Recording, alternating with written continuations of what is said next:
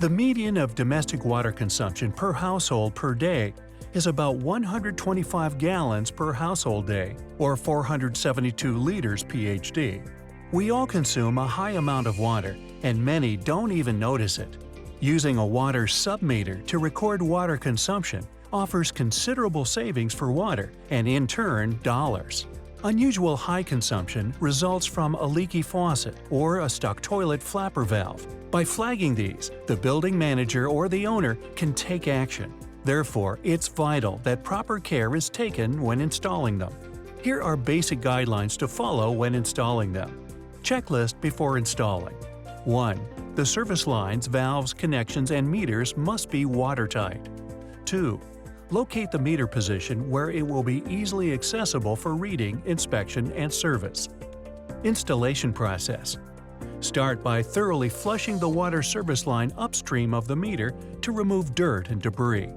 Next, remove air from the meter by temporarily installing the meter on slant or upside down while running water through the meter to expel the air inside.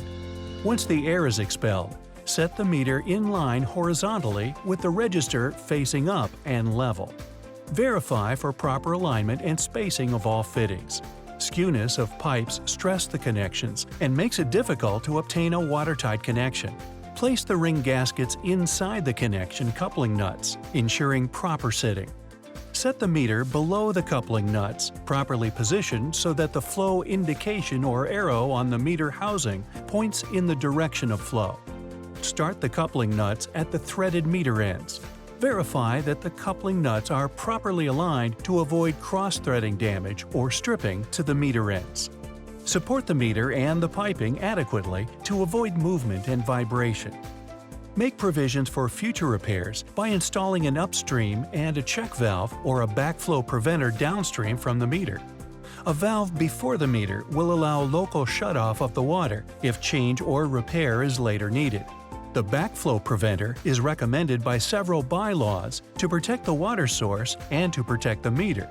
It will keep water from draining when changing or removing the meter. For residential installations, make sure to have a floor drain below in the proximity of the meter to drain the water in case of a leak or when servicing or changing the meter. Slowly open upstream valves, releasing the flow downstream progressively to prevent damage to the meter. After installation, protect the meter and piping against frost, flooding, mechanical damage, and tampering. The installed meter must not be an obstacle or a hazard to the customer or interfere with public safety. Now that water meter is in place, you can look forward to not only save money, but also save the environment, as the recordings will help to conserve water too.